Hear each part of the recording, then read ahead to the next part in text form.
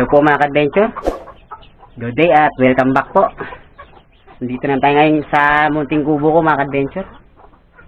At for today's video, dahil season na ngayon ng mga wild honeybee, subukan natin magpuhag ngayon kung pwede na ba talagang magpuhag. Yan ang aming gamit ko. Itong timba kong lagi kong nilalagyan ng mga honey. Napakatagal nito mga ka-adventure. Binata pa ako nito. Halos mga nasa mga 12 years na yun siguro to. Mga adventure, stay tuned lang po at samahan nyo po ako sa pagpuhag. Sana makapuhag tayo ngayon, hindi tayo naunahan. At sakaling makapuhag man tayo ngayon mga adventure, hindi mo natin ma-upload tong video na ito dahil nga nasira yung cellphone ko. At nag-iipon pa ako ngayon ng pambili ng cellphone. Saka natin ito ma-upload ng mga video to sa pagpuhag natin. Yung mga adventure, stay tuned lang po.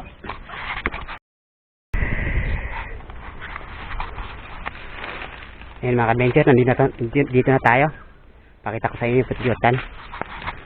Siyempre nakagawa na ako ng pausok ito. Ayan yung putyutan mga adventure. Ayan. Ang itim na yan. Ayan. Bilang kalakihan. At hindi rin ka taasan. Dito tayo dadaan. Gagalawan na sila mga ka-adventure. Bukang nakakaamoy na sa atin. Sindihan natin yung pausok natin. Baka makagat tayo. Baka papakit pa tayo dito.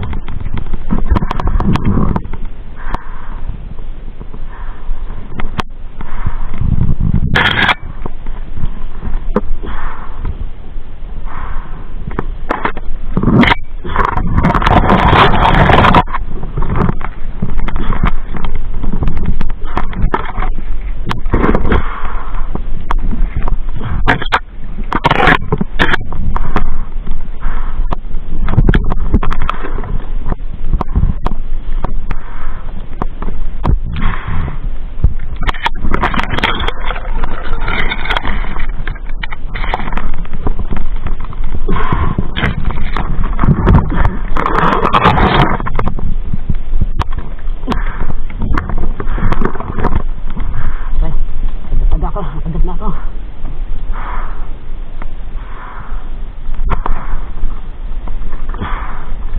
Wow.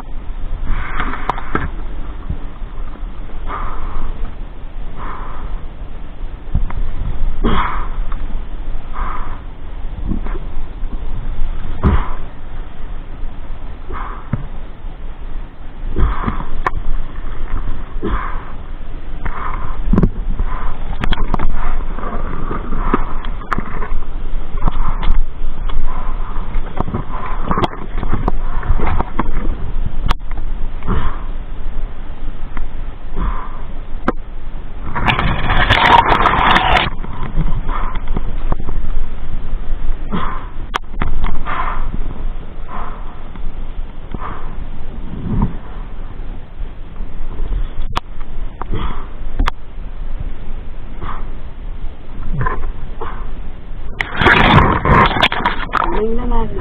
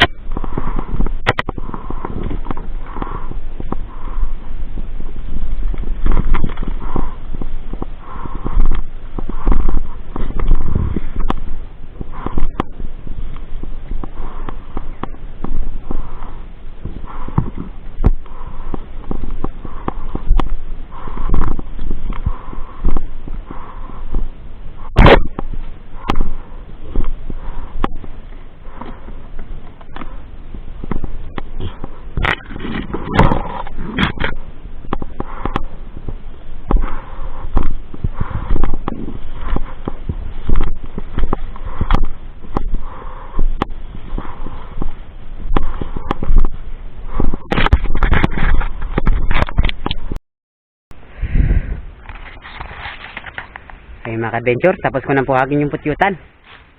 At di tayo pilarad, konti lang nakuha nating honey. Ipakita ko sa inyo yung nakuha kong honey. Ito. Naabot din naman siguro ito ng 2 lapad. Maliit din kasi yung bahay. At napakatapang pa mga adventure. Anim yung nakakagat sa akin. Magana lang yung kamay ko. Ito. Sa likod. Meron sa likod. Tsaka dito sa sita. meron pa sana tayong pupuhagin ngayon kung may lamang hani pa yung pinuhag natin ngayon. Meron tayo sanang isusunod kasi lang eh. Sa susunod na lang yun dahil konti lang yung nahuli na kuha natin hani ngayon. Yan mga adventure. Kita-kita ulit kayo sa mga susunod na adventure natin. Tagal ko pang ma-upload tong video na ito dahil mag-iipon muna akong pambili ng cellphone bago tayo maka-upload. Maraming salamat sa panonood po.